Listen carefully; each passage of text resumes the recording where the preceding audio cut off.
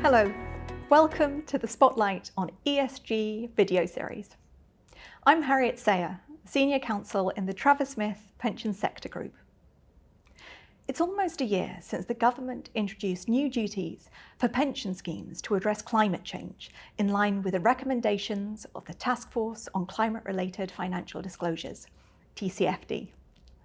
The aim here is to encourage greater transparency and to ensure that trustees understand and address climate change risks and opportunities.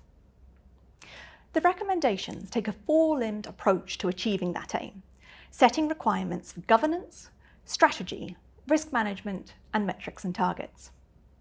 So where are we now?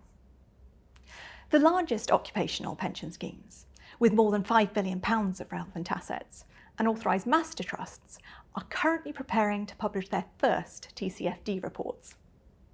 The rules will start applying to the next wave of schemes with relevant assets between £1 billion and £5 billion from the 1st of October 2022. The government intends to review how these rules apply to smaller schemes in the second half of 2023. In-scope trustees will need to publish their TCFD report on a freely available website and then produce a new report for each year where they remain in scope.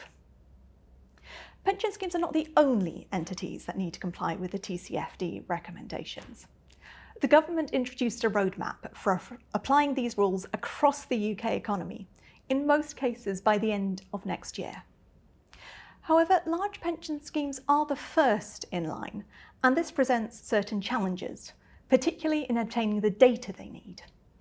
They also need to think about their members and strike a balance between complying with the rules and disclosing information which is accessible and understandable to their members.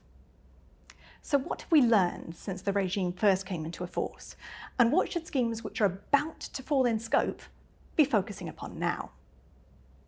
First, complying with the new regime involves a lot of work, and it involves a lot of people.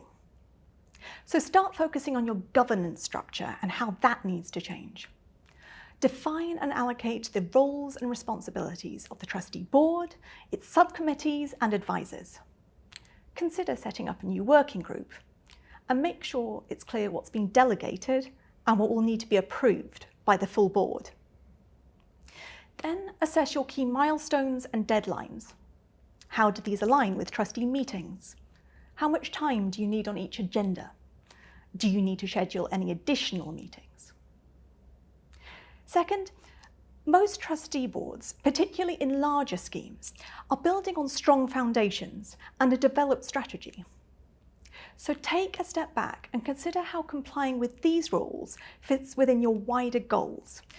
In a defined benefit context, it might be that you're planning for the end game and have a long-term funding target in place.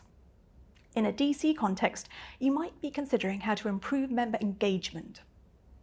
Both types of schemes might have net zero targets. So make sure that what you're doing to comply with this new regime is helping you to achieve those objectives too. Then map the requirements onto your existing processes. Identify any gaps in how you address climate in your risk register and your integrated risk management framework. And build these issues into your covenant analysis and your valuation process and your manager selection processes. Consider whether you need to update your statement of investment principles. Third, the rules can be complex and challenging. The pensions regulator recognises this. It published a blog in June assuring trustees that they understand that climate is a substantial body of work with a steep learning curve in terms of knowledge, regulatory requirements, and emerging and evolving market practices. So it makes sense to consider who can help you move up that learning curve, particularly in setting metrics and targets. Assess what training the trustee board needs to become familiar with these issues and to equip them to make decisions. Check with your managers what data they can provide. And finally, take a proportionate approach. Trustees are only required to carry out certain activities as far as they are able.